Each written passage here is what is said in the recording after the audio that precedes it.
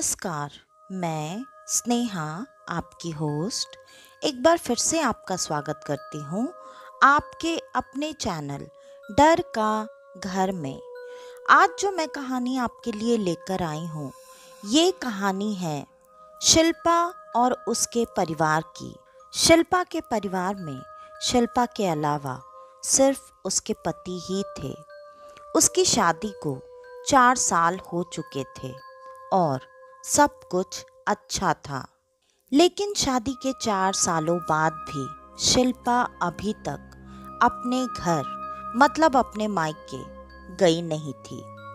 एक दो बार उसके पति ने उससे इस बात की वजह जानने की कोशिश भी की, लेकिन शिल्पा ने इस बारे में कुछ भी बात करने से साफ साफ इनकार कर दिया। ऐसा 3-4 बार होने के बाद पति ने भी ये सोचकर समझकर चुप्पी साध ली कि हो सकता है उसकी कोई पर्सनल वजह हो और अगर वो नहीं जाना चाहती तो उसे वहाँ भेजने का या जाने का नाम लेने का कोई मतलब नहीं बनता है।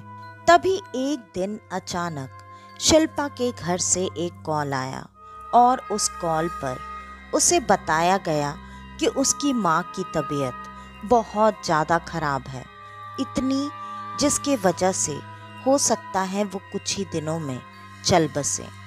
शिल्पा के पिता वैसे भी काफ़ी साल पहले ही गुजर चुके थे। शिल्पा की माँ ने ही पाल पोस कर शिल्पा को बड़ा किया था। शिल्पा की माँ अपने बेटे अंकित के साथ उस घर में रहा करती थी। अंकित और शिल्पा दोनों जुड़वा भाई बहन थे।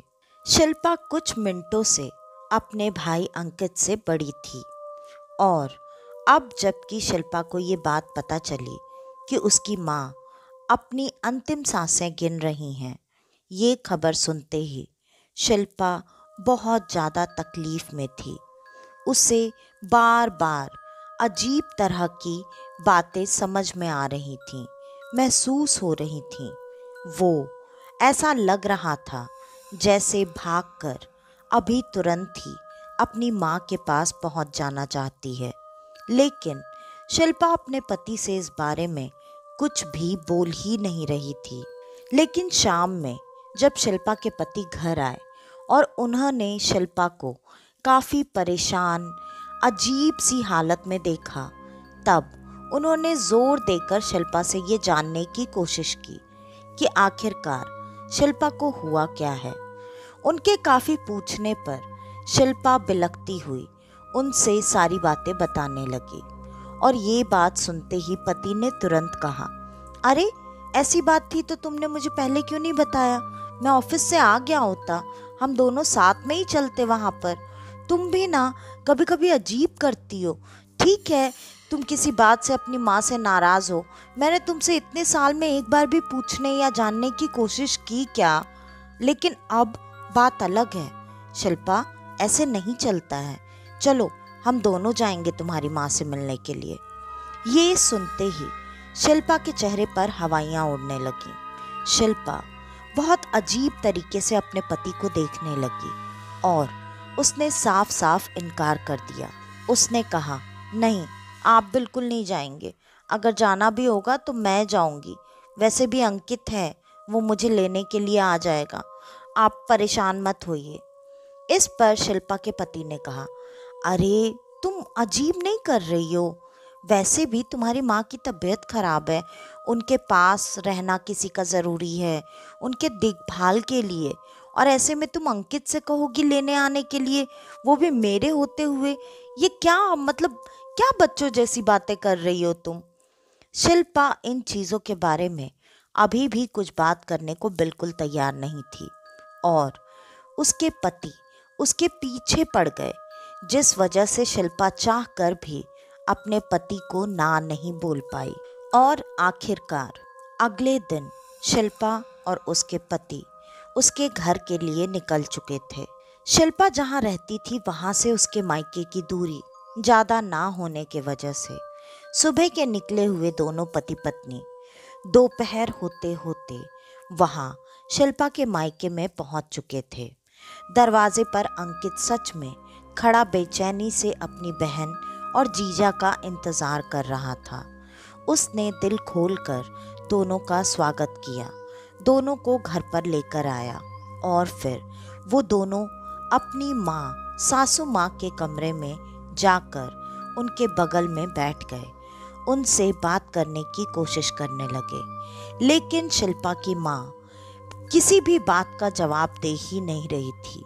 वो लगातार कभी शिल्पा की तरफ अजीब सी नज़रों से देखती और कभी उसके पति की तरफ। उन्होंने इशारे से उसके पति को कमरे के बाहर जाने के लिए कहा। शिल्पा ये इशारे समझ चुकी थी। उसने भी अपने पति को कमरे के बाहर जाने के लिए कह दिया। उसके बाद शिल्पा की माँ ने धीरे धीरे बातें करने की कोशिश शुरू की, क्योंकि उनकी तकलीफ इतनी ज़्यादा थी जिसके वजह से उन्हें बात करने में बहुत मुश्किल हो रही थी। उन्होंने शिल्पा को अपने कान उनके मुंह के पास लाने का इशारा किया। जब शिल्पा अपने कान अपनी माँ के मुंह के पास लेकर गई, तब उन्होंने एक ही बात बोली, तुम इसे लेकर यहाँ क्यों आई हो? और ये बात सुनते ही शिल्पा उठकर सीधी बैठ गई, जैसे वो पहले से इस सवाल के लिए तैयार थी। उसने कहा, माँ, अभी आप ये सब मत सोचिए। मैं 4 साल इस घर में आई ही नहीं, ना मैंने इस घर की तरफ कभी रुख किया, सिर्फ इसलिए क्योंकि आप नहीं चाहती थी। मैं जानती हूँ कि मेरे दिल पर क्या बीतती थी और मुझे आपसे मिलने का कितना मन करता था, लेकिन मैं यही सारी बातें सोचकर नहीं आई कि आपने मुझे मना किया है। क्यों, किस लिए, ये सब मुझे कुछ भी नहीं पता, लेकिन फिर भी आपने जो वादा मुझसे लिया था, बस उस वादे के लिए मैं यहाँ 4 साल नहीं आई। मैंने मेरे पति के सारे सवालों का सामना कैसे किया है, ये सब मैं जानती हूँ माँ। आप क्यों नहीं समझ रही? अब आपकी ऐसी हालत के बारे में सुनकर हम दोनों कैसे नहीं आते? और उस पर भी मैंने इनको रोकने की बहुत कोशिश की थी, लेकिन आप तो जानते हैं कि ये मेरी बात ऐसी चीज़ों में तो सुन ही नहीं सकते। ये कितना ज़्यादा परिवार को जोड़कर रखने वाले इंसान हैं, और ऐसा कुछ सुनने के बाद ये आपके पास ना आए, आपसे ना मिलें, ऐसा कैसे हो सकता था माँ? और वैसे भी अब जब आप ऐसी हालत में हैं, तब भी आप यही बातें सोच रही हैं कि मैं यहाँ क्यों आ गई? क्यों? ऐसी क्या बात है? आप क्यों मुझे अपने आप से, घर से, सबसे दूर रखने की कोशिश करती हैं? मुझे आज ये बात जाननी है। इस पर शिल्पा की माँ ने फिर से एक बार वैसे ही इशारा करके शिल्पा को अपने नज़दीक बुलाया और कहा, ठीक है, अगर तुम्हें ये बात जाननी ही है तो आज तक मैंने ये बात ना तो तुमसे कभी कही, ना ही अंकित से। तो एक काम करो, अंकित, अपने पति, दोनों को इस कमरे में बुलाकर ले आओ।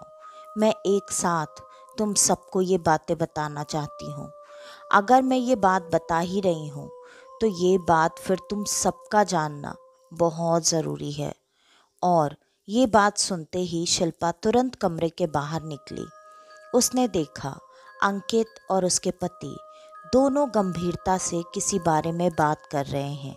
जब वो नज़दीक पहुंची तो अंकित अपनी हालत बता रहा था कि उसने माँ की देखभाल में कोई भी कमी नहीं छोड़ी, लेकिन अचानक ये सब कैसे हुआ उसे भी नहीं समझ आया।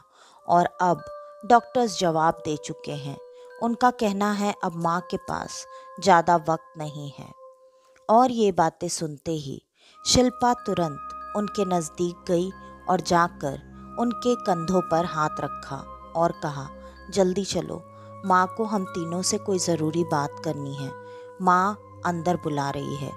ये सुनते ही तीनों फुर्ती के साथ उनके कमरे की तरफ बढ़ने लगे और तीनों थोड़ी ही देर में उनके कमरे में थे और उन्होंने तीनों की तरफ एक बार देखा, फिर अपनी बात कहनी शुरू की।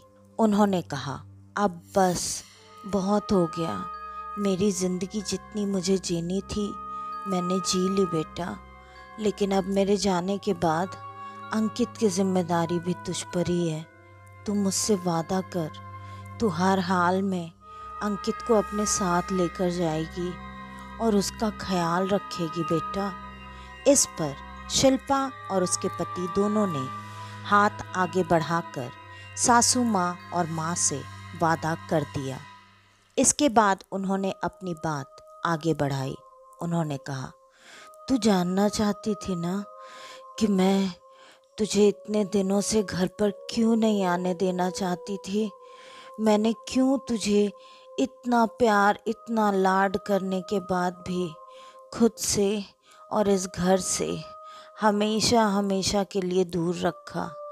उसका रीज़न सिर्फ यही था क्योंकि हमारे घर पर पुश्तों से एक श्राप चला आ रहा है और कहते हैं कि इस घर पर जो श्राप है उसके बाद 27 साल की उम्र से ज़्यादा यहाँ पर किसी भी बच्चे की ज़िंदगी फल फूल नहीं सकती। उस बच्चे को अपनी ज़िंदगी से हाथ धोना पड़ता है। उसी का नतीजा है कि तेरे पिता भी तुम दोनों के बचपन में ही हमें छोड़कर चले गए थे। ये श्राप कैसे कब मिला ये मैं तुझे बताती हूँ। उन्होंने बताना शुरू किया। उन्होंने बताया, तुम्हारे पर दादाजी वो एक तांत्रिक थे और वो अपनी तंत्र विद्या का प्रयोग हमेशा बुरे कामों के लिए किया करते थे। उनके पास शक्तियाँ बहुत ज़्यादा थीं। इतनी असीमित शक्तियाँ पाकर कहीं ना कहीं इन शक्तियों का प्रकोप उनके दिमाग पर होने लगा। पहले तो उन्होंने ये शक्तियाँ किसी अच्छे काम के लिए अर्जित की थी, लेकिन जैसे जैसे समय बीतने लगा वैसे वैसे उनके दिमाग पर इन चीज़ों का असर होने लगा और कब वो अच्छे रास्ते से बुरे रास्ते की तरफ निकल पड़े ये बात उन्हें भी पता नहीं चली और उन्होंने लोगों की बुराइयां करने के लिए इस विद्या का प्रयोग करना शुरू कर दिया। यहाँ तक कि लोग उनसे अपने अजन्मे बच्चे की और जन्मे बच्चे की जैसी चाहे वैसी हत्या भी करवाया करते थे। इस हत्या से धीरे धीरे उनके अंदर की क्रूरता और ज़्यादा बढ़ने लगी और उन्होंने छोटे बच्चों की बलि देना शुरू कर दिया। ऐसे ही एक परिवार उनके पास आया और उन्होंने उस परिवार के स्त्री के गर्भ में पलने वाले बच्चे का पहले पता करवाया कि वो क्या है, बेटा या बेटी। ये सारी चीज़ें पता करने उनके लिए कोई बहुत बड़ी बात नहीं थी। उन्होंने तुरंत बता दिया कि स्त्री के गर्भ में बच्ची है और तुरंत ही परिवार वालों ने उनसे कहा कि इस बच्ची को वो मार दें। इस बात का ज्ञान जब तक उस औरत को नहीं था उसने किसी भी बात का कोई भी विरोध नहीं किया, लेकिन जैसे ही उसे इस बात का आभास हुआ उसने इस बात का विरोध किया और वो उनकी क्रिया में विघ्न डालने की कोशिश करने लगी। लेकिन उनकी शक्तियाँ इतनी ज़्यादा थीं कि उनके सामने किसी सामान्य इंसान का टिक पाना नामुमकिन था। ऐसा ही उस औरत के साथ भी हुआ और वो चाह कर भी उनके सामने टिक नहीं पा रही थी। जैसे तैसे करके वो वहाँ से भाग गई और भागकर उसने ये बात तय की कि चाहे जो भी हो जाए वो अब भागकर कहीं जा तो नहीं सकती, क्योंकि वो अपने घर जाएगी तो फिर से उसके घर वाले उसे वापस उसी तांत्रिक के पास लेकर जाएंगे और घर पर वो इस बच्ची को पैदा नहीं कर सकती। लेकिन उसके अंदर इतनी ज़्यादा ममता थी कि वो अगर अपने बच्ची के प्राण खोने वाली थी, इससे बेहतर वो अपने बच्ची के साथ अपने प्राण खोना ज़्यादा बेहतर समझती थी और इसीलिए उसने आत्महत्या कर ली। और आत्महत्या करते ही कहा जाता है कि उसने उस तांत्रिक मतलब तुम्हारे पर के परदादा जी के परिवार को और अपने खुद के परिवार को श्राप दे दिया। ये कहा कि इन दोनों परिवारों में कभी भी कोई भी बच्चा 27 साल की उम्र से ज़्यादा जिंदगी नहीं देख पाएगा। और वैसा ही हुआ। वैसे भी किसी दुखियारी के दिल से निकली हुई बद्दुआ हमेशा सच ही होती है। उस वक्त के बाद से आज तक इस घर में रहने वाले पूरे परिवार के साथ हमेशा वही होता रहा। इस वजह से मुझे ऐसा लगा कि ये श्राप शायद सिर्फ इस घर से जुड़ा हुआ है। इसलिए मैंने तुम्हारी शादी भी इतनी कम उम्र में करवा दी और तुम्हें हमेशा हमेशा के लिए खुद से, इस घर से और इस श्राप से दूर करने की कोशिश की। लेकिन अभी कुछ दिनों से मुझे लगातार ऐसे सपने आ रहे हैं जिससे मुझे ये पता चला कि ये श्राप कहीं पर भी तुम्हारा पीछा शायद नहीं छोड़ेगा। और इसी वजह से अब मैं इतनी चिंता में आ गई। शायद इसलिए अब मेरी जिंदगी ज़्यादा बची नहीं है। और तुझे तो पता है, सिर्फ 2 सालों में ही अंकित भी 27 का हो जाएगा। इस वजह से मैं चाहती हूँ तुम दोनों अगर हो सके तो इस शहर को छोड़कर कहीं दूर, बहुत दूर चले जाओ। इस पर तुरंत शिल्पा के पति ने कहा, आप ये कैसी बातें कर रही हैं? आज के ज़माने में श्राप जैसी कोई चीज़ नहीं होती। और आप जो ये सारी बातें सोच रही हैं, अगर सच में ऐसा है तो ठीक है, हम इस घर से दूर हैं, ऐसा कुछ नहीं होगा। आप फालतू में चिंता करके खुद की तबीयत खराब कर रही हैं। तभी अचानक घर के दूसरे हिस्से में काफ़ी सारी चीज़ें गिरने की आवाज़ आने लगी और उन आवाज़ों को सुनकर वो तीनों भागते हुए उसी कमरे की तरफ बढ़ गए। लेकिन उस कमरे में तो कुछ भी नहीं गिरा था, सारी चीज़ें वैसी की वैसी रखी थी। फिर इतनी तेज आवाज़ ये किस चीज़ की थी? अब कहीं ना कहीं अंकित के मन में डर घर कर चुका था। शिल्पा भी डर तो रही थी, लेकिन अब उसके कंधों पर अंकित की जिम्मेदारी थी।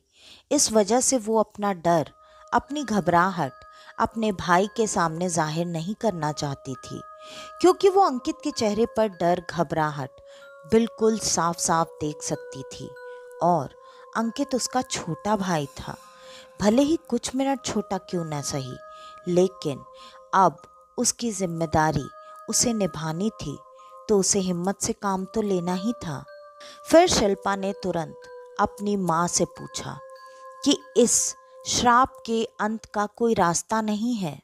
इस पर शिल्पा की माँ ने कहा, नहीं, मुझे तो नहीं पता, लेकिन जहाँ तक मैंने सुना है, हमारे बुजुर्गों ने बहुत कोशिश की इस श्राप का अंत करने की, लेकिन कहते हैं श्राप कुछ चीज़ों से जुड़ा हुआ होता है। वो क्या चीज़ें हैं, कैसी चीज़ें हैं, ये चीज़ें मुझे कभी पता ही नहीं चली और शायद हमारे बुजुर्गों को भी नहीं। इस वजह से श्राप का अंत कभी हो ही नहीं पाया। और अब अगर तू ये करना चाहती है तो तेरी मदद इस बारे में सिर्फ और सिर्फ एक ही इंसान कर सकता है। यहाँ से उत्तर की दिशा में तुझे आगे चलते जाना है और वहाँ तीसरी पहाड़ी पर कहते हैं एक बाबा जी सालों से समाधि लगाए हुए बैठे हुए हैं। उनके अंदर भी असीम शक्तियाँ हैं और ऐसा भी कहते हैं कि वो तेरे पर के परदादा के ही समय के हैं, लेकिन अभी भी उनका जीवन वो जी रहे हैं, क्योंकि वो घोर समाधि में हैं और उनकी ज़िंदगी जैसे थम सी गई है। तू जाकर उनसे मदद मांग। शायद क्योंकि वो किसी की मदद भी नहीं करते और कहते हैं कि उन तक कोई पहुंच भी नहीं पाता है। अगर तू ऐसा कर पाई तो शायद तुझे इस श्राप को खत्म करने का कोई रास्ता मिल सकता है। और थोड़ी ही देर में वो जोर जोर से ठहाके मारकर उठ बैठी। फिर तेजी से खुद को बिस्तर पर गिराया, फिर तेजी से उठकर बैठी। इस दौरान वो लगातार ऐसा करती जा रही थीं और ठहाके मारती जा रही थीं। शिल्पा ने जैसे तैसे उनको रोकने की कोशिश की और उन्होंने एक तीखी आवाज में कहा, इस श्राप का अंत तुम्हें कभी नहीं मिल सकता। और इतना कहकर उन्होंने एक और भयानक हंसी हंसी और उसके बाद उन्होंने अपने प्राण त्याग दिए। ये नज़ारा देखकर थोड़ी देर के लिए किसी को भी समझ में ही नहीं आया कि यहाँ पर हुआ क्या, लेकिन शिल्पा समझ चुकी थी कि उसकी माँ की कही एक एक बात बिल्कुल सच है।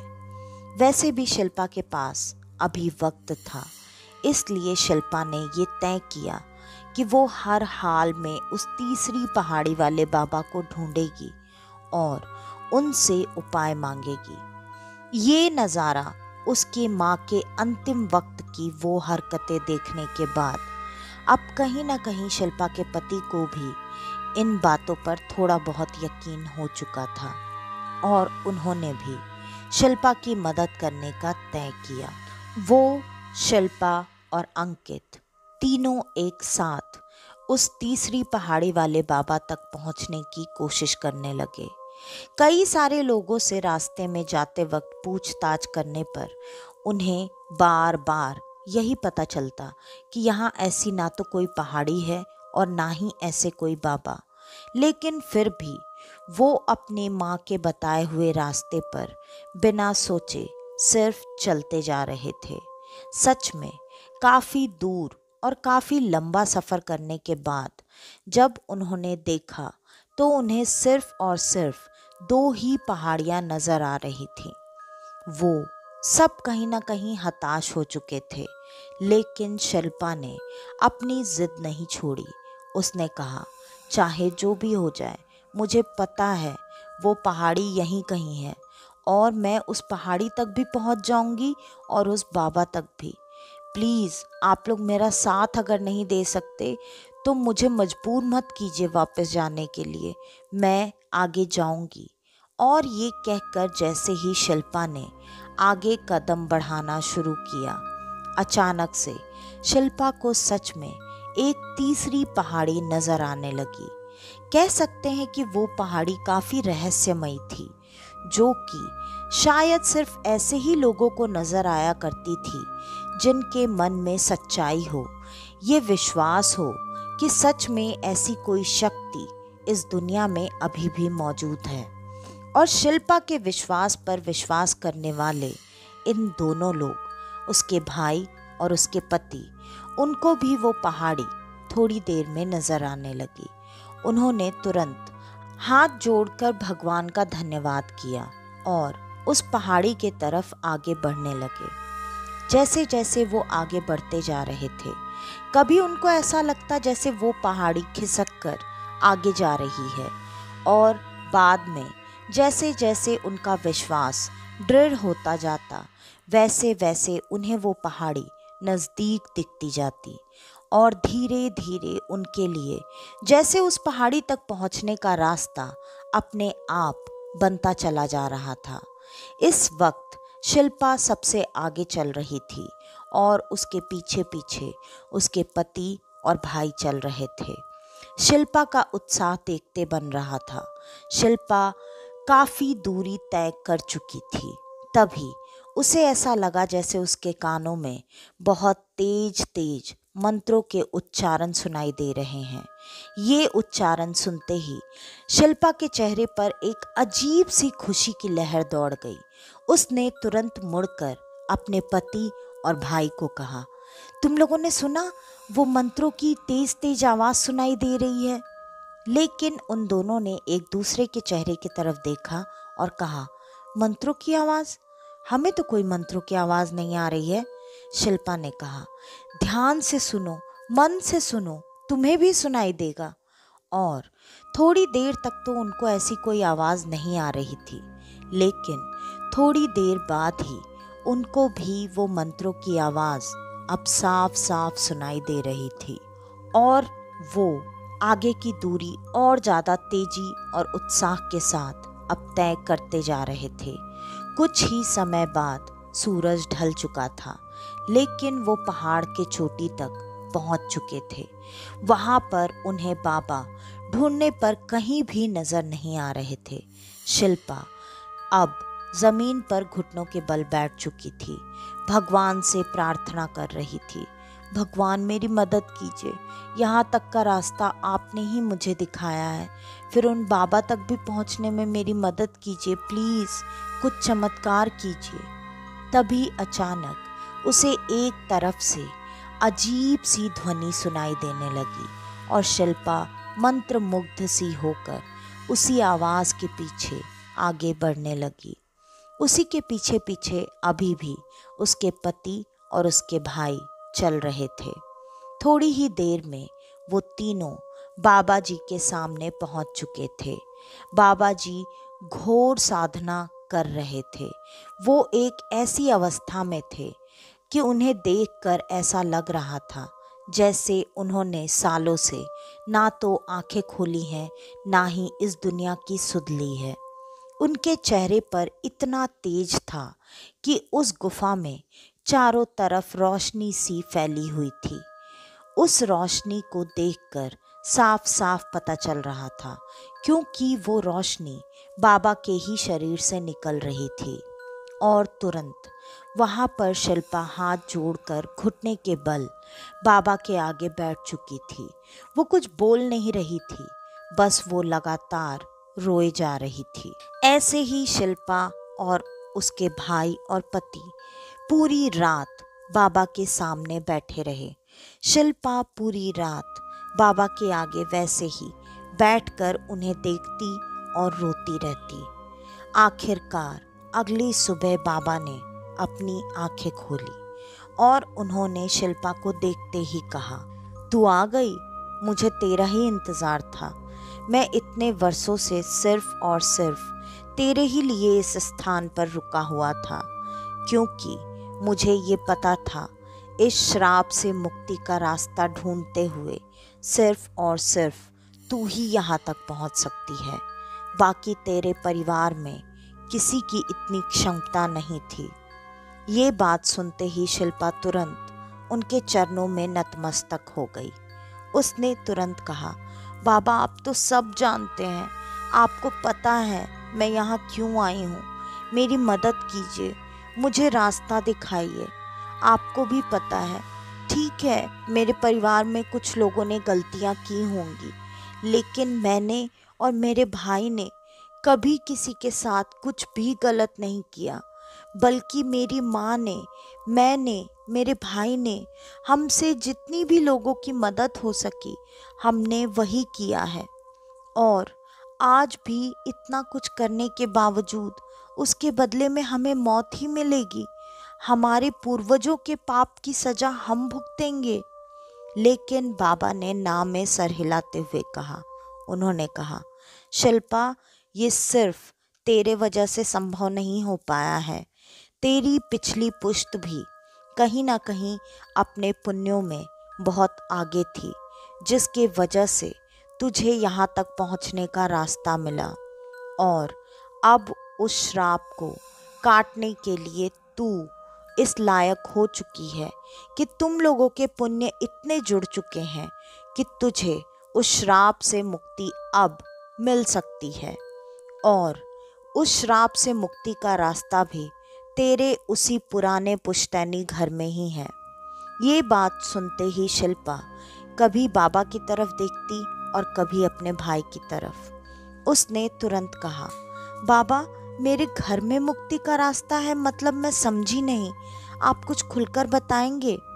बाबा ने कहा, तेरे पर के पर दादाजी जो ये तांत्रिक क्रियाएं किया करते थे, उनकी तांत्रिक क्रियाओं की कुछ चीज़ें और वो औरत जिसने ये श्राप दिया था उसकी कुछ चीज़ें मिलाकर 3 ऐसी चीज़ें हैं जो कि तेरे उस घर के नींव के आसपास गाड़ी गई हैं।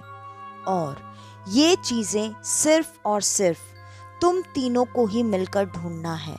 इन चीज़ों के बारे में तुम किसी भी हालत में किसी और को बता नहीं सकते, किसी और की मदद ले नहीं सकते, और इस बात का किसी को कानो कान खबर भी नहीं होना चाहिए कि तुम ऐसी किसी चीज़ को ढूंढ रहे हो। तुझे वो चीज़ें ढूंढनी है और उन चीज़ों को जलाकर भस्म करना है। भस्म करते वक्त तुझे मैं जो चीज़ दे रहा हूँ वो चीज़ भी उन चीज़ों के साथ रखकर साथ में जला देना। हमेशा हमेशा के लिए तुझे और तेरे परिवार को उस श्राप से मुक्ति मिल जाएगी। लेकिन याद रखना, तुम लोग जब वो चीज़ें ढूंढोगे, तुम्हें वो चीज़ें घर के अंदर नहीं ढूंढने, और तुम्हारे रास्ते में बहुत सारी कठिनाइयाँ भी आ सकती हैं, लेकिन तुम्हें डरना नहीं है, हारना भी नहीं है। तू इधर आ और मैं तुझे एक मंत्र बताता हूँ। तू लगातार उस मंत्र का जाप करते रहना। उससे बहुत हद तक तेरी और तेरे पति भाई की सुरक्षा होती रहेगी। अब जा यहाँ से। इतना सुनते ही शिल्पा खुश हो गई। वो तुरंत बाबा जी के करीब पहुंची। बाबा जी ने भी धीरे से उसके कान में एक मंत्र बता दिया। शिल्पा वहीं से लगातार उस मंत्र का जाप करते हुए निकल चुकी थी, और लौटते वक्त उसे उसके पति और भाई को ऐसा महसूस हो रहा था जैसे रास्ता अचानक से बहुत छोटा हो गया, या फिर शायद ये बाबा का चमत्कार था जिसके वजह से वो लोग थोड़ी ही देर में सीधे अपने घर पर पहुंच चुके थे। और घर पर पहुंचते ही तीनों ने खुदाई की चीजें ली और घर के आसपास खुदाई करने लगे। वो खुदाई लगभग पूरी रात चली, लेकिन आज रात उन्हें वहां पर कुछ भी नहीं मिला, क्योंकि वो जगह अभी तक पूरी खुद नहीं पाई थी। उस घर का एरिया काफी बड़ा था। इस पर सुबह होने के बाद उन्होंने ये चीजें करनी बंद कर दी, क्योंकि आसपास के लोगों को ये बात पता नहीं चलनी थी। अब तीनों फिर से रात होने का इंतजार करते रहे। जैसे ही रात हुई, और रात को जैसे कि गांव में लोग जल्दी सो जाया करते हैं, लोगों के सोने के वक्त के बाद उन्होंने एक बार फिर से उसी मंत्र के उच्चारण के साथ घर की खुदाई करना शुरू की। लेकिन आज खुदाई करते वक्त ही अचानक से शिल्पा के पति को बहुत ज़्यादा चोट लग चुकी थी, इतनी जिसके वजह से वो अब चलने में असमर्थ थे, क्योंकि उन्होंने जब खुदाई करने के लिए कुदाल ज़मीन में जैसे ही मारा, पता नहीं किस तरह से कैसे उन्होंने वो कुदाल अपने खुद के पैरों पर मार लिया था, जिससे उनके पैर पूरी तरह से जख्मी हो चुके थे। और शिल्पा ने इस बात को ज़्यादा परेशानी की तरह नहीं लिया, क्योंकि उसे ये बात पहले से पता थी उनके रास्ते में काफ़ी सारी अड़चनें आने वाली हैं।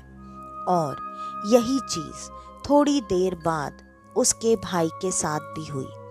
उसे ऐसा लगा जैसे कि उसे किसी ने उठाकर घर की दीवार से दे मारा है। उसके सर पर बहुत गहरी चोट लग गई थी। लगातार खून भी बहुत ज़्यादा बह रहा था, लेकिन शिल्पा ने उसकी भी चिंता नहीं की। और जैसे जैसे ये चीज़ें हो रही थी, शिल्पा को ऐसा लग रहा था जैसे वो अपने मंजिल के बहुत करीब आ चुकी है।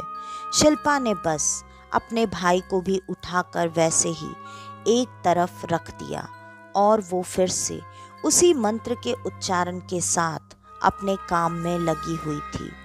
अब लगभग आधी रात हो चुकी थी।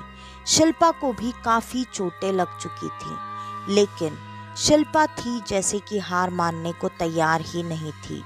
वो लगातार खुदाई का काम करती जा रही थी मंत्र उच्चारण के साथ, और उसका अंदाज़ा बिल्कुल सही निकला। थोड़ी ही देर में उसे ज़मीन के पास एक अजीब सी चीज़ का एहसास हुआ। उसने तुरंत कुदाल एक तरफ रखा और हाथ से उस गड्ढे को बढ़ाने लगी। वो जैसे जैसे अपना हाथ उस चीज़ के पास ले जाती, वो चीज़ ज़मीन के और अंदर जाती जा रही थी। तभी अचानक उसने मन में ध्यान किया और बाबा से कहा, बाबा मेरी मदद कीजिए, मैं अब इस चीज़ के पास पहुंच गई हूँ, लेकिन फिर भी ये चीज़ मुझसे ऐसे कैसे दूर जा रही है। उसे उसकी बात का जवाब मिला, ये सब छल है, वो चीज़ अंदर गई ही नहीं है। तुझे जो चीज़ अंदर जाती दिख रही है उसे छोड़ दे। वहाँ जो तुझे मिट्टी सा लग रहा उसे उठाकर मेरी दी हुई वस्तु के साथ रख, तुझे सब कुछ साफ साफ नजर आने लगेगा। शिल्पा ने तुरंत फुर्ती के साथ वैसा ही किया और अचानक सच में चमत्कार हो गया। वो छल चुटकियों में गायब हो चुका था। बाबा की दी हुई सामग्री के साथ वहां की मिट्टी को रखते ही तुरंत वो 3 चीजें शिल्पा की आंखों के आगे उभर कर आ चुकी थी। शिल्पा ने फिर से एक बार बाबा जी को धन्यवाद किया और उस सामग्री को बाबा जी के कहे अनुसार बिल्कुल वैसे ही जैसे कि उन्होंने बताया था अग्नि के हवाले कर दिया। और थोड़ी ही देर में वो चीज़ उन सबकी आंखों के सामने जलकर नष्ट हो चुकी थी और नष्ट होते ही उसमें से 3 आकृतियां काली काली सी भयानक जैसी निकली और निकलकर हवा में कहीं गायब हो गई। ऐसा होते ही जैसे कोई चमत्कार हुआ। तुरंत उसका पति और उसका भाई पूरी तरह से ठीक हो चुके थे, ऐसे जैसे उन्हें कभी कोई चोट लगी ही नहीं थी। और उन तीनों ने एक दूसरे को गले से लगा लिया। अब शिल्पा को पता था उसका परिवार पूरी तरह से सुरक्षित है। उसने अपने माँ के किए हुए वादे को निभा दिया, लेकिन फिर भी उसने अंकित को वहाँ अकेला नहीं छोड़ा। वो सच में उसे अपने साथ लेकर अपने घर जा चुकी थी। अब वो तीनों एक परिवार के साथ एक अच्छी और खुशहाल जिंदगी बिता रहे थे। उसके बाद उनकी जिंदगी में कभी ऐसे किसी भयानक चीज का साया नहीं मंडराया। तो आज की ये कहानी यहीं पर ख़त्म होती है। आपको हमारी आज की ये कहानी कैसी लगी हमें कमेंट करके ज़रूर बताइएगा। और अगर आपको हमारी ये कहानियाँ पसंद आती हैं तो ज़्यादा से ज़्यादा हमारी इन कहानियों को लाइक, शेयर और सब्सक्राइब करें ताकि मेरी थोड़ी सी मदद हो पाए। और अगर आपके पास आपकी ऐसी कोई कहानी है जो आप हम सब के साथ बांटना चाहते हैं तो डिस्क्रिप्शन में दिए ईमेल आईडी या इंस्टा आईडी पर आप हमें आपकी वो कहानी भेज सकते हैं। तो आज के लिए बस इतना ही। मैं स्नेहा आपकी होस्ट आज के लिए लेती हूँ अलविदा।